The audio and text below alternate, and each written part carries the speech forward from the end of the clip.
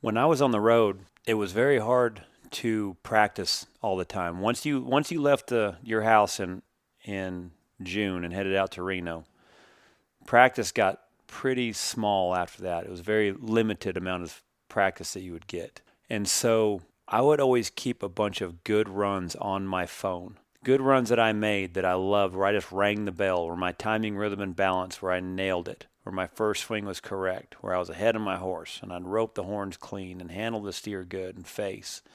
Watching those good runs. And I always like to watch I always follow guys like Clay Smith and Caleb Driggers, Trevor Brazil, Luke Brown. I'd always, Speedy Williams, I'd always watch what their strengths were. And I'd watch those good runs. And it kind of helped me develop my muscle memory to do things correctly. So I grew up roping in the 80s and professionally roping in the 90s.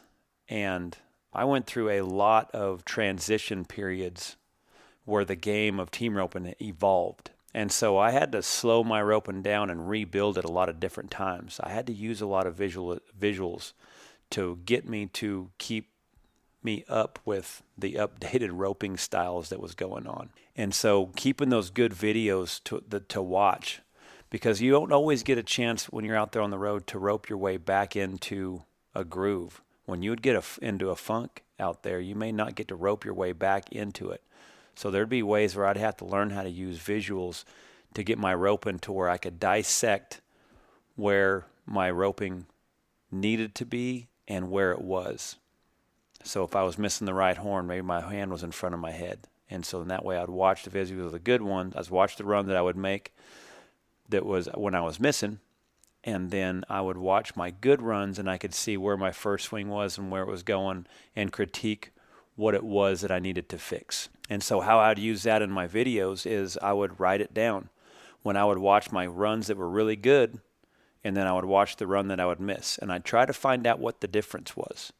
And so then when I would go into the box again, I would remember, okay, now remember that first swing, whatever it was that I was trying to critique, and that would be on my mind. Because if I'm already getting a good start, and I'm hitting my lane, and I'm throwing good in position, I'm getting ahead of my horse, those are things I don't have to think about. I have to make sure that when I'm hitting that, when I get in that little slump, that whatever it is that I'm trying to work on, that's what's going on in my mind to get myself out of that slump. But I have to have those visuals and videos in order to be able to dissect that. I think the majority of ropers nowadays have a great blueprint for some of the best visuals in the world. Your American Rope Horse Fraternity.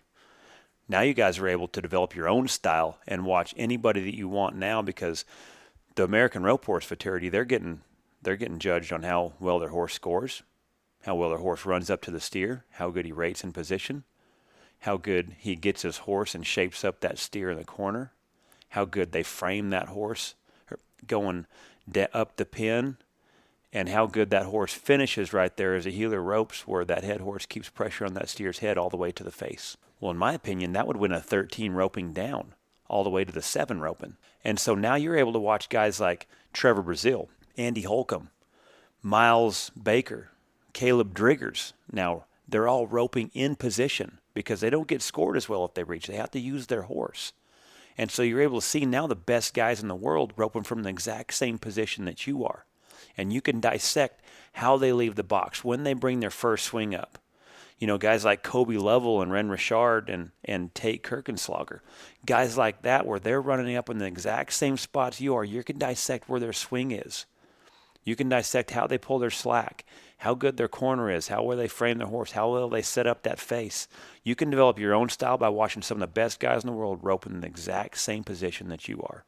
So to me, that's a great blueprint right there to develop your own style. And then the book With Winning in Mind, I really like that book. It's by Lanny Basham, With Winning in Mind. And he was an Olympic shooter. And I like shooting and archery for studying because of how well the technique is and how well everything, the focus that they have to have in order to pull shots off, what they're focusing on, what they're seeing, what they're telling themselves. And he has a part in that book that he calls the preload. And I really like the preload. I used the preload a lot when I was roping and when I was rodeoing. The preload is where you're visualizing the run that you're wanting to make. So you're visualizing what the start it is that you're seeing, where your timing, rhythm, and balance as you're pushing your horse forward, leaving the box, and where you're bringing your right hand behind you, where you're bringing your first swing up, Visualizing your horse right there in his lane as he's riding all the way to his position as he's slowing down. Visualize where you're seeing where your swing's going as you're about to pull the trigger and make your delivery and pull your slack and get it tight around the horns. How you're setting up your slack as you start to dally and what your left hand is doing in the corner is how you're setting up the corner for your heeler to come and rope. How well you're able to get that steer pulled back down there to you at the proper 110 degrees as you're bringing him back up the pin. How well you're facing as your heeler right there is throwing and catching 2 feet as you're setting up where your right leg is in the side pass and how to get your horse facing the steer and the heeler to get the flag. All those things that you go over in your mind, all the proper little techniques, every little detail, you'll be amazed at how that will strengthen and build your muscle memory. I used to do that all the time. And that's how, sometimes that was the only practice we got, was to practice in our mind when we were out there rodeoing all the time. And so what I would do is being able to visualize the run that I was wanting to make. Telling yourself what you're going to do does so much for your confidence. It does so much for your preparation, where you're able to see that run that you're wanting to make. There's another instance of what I read one time where a guy, I believe he was a fighter pilot in Vietnam, and he loved golf. He loved golfing. And they said he went and played 18 holes all the time, and him and his buddies, and he said he never could shoot par.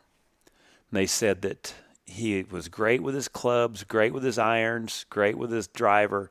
They said, but he was terrible at putting, and he never could shoot par. Well, they said he went off to Vietnam. They said he got shot down. I believe they said he was a prisoner of war, I believe for around 7 years. Don't mark me exactly right on the number, but I believe it was 7 years he was a prisoner of war. And he said every single day he played 18 holes in his head. He said that was one of the things that kept him alive, kept his mind off of everything else. He would visualize playing 18 holes every single day, never missing a shot, visualizing his putt, visualizing every little technique that he had with the club in his hands and where the ball would go. And they said when he finally got rescued and got brought back home, they said the first thing that he wanted to go do was go play golf. He wanted to go play golf with his buddies.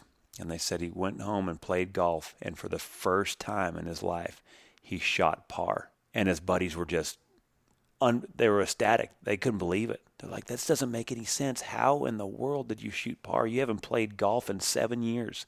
How in the world did that happen? He says, I don't know. The only thing I can say is I ain't missed a shot in 7 years. And so it's amazing what can happen when you visualize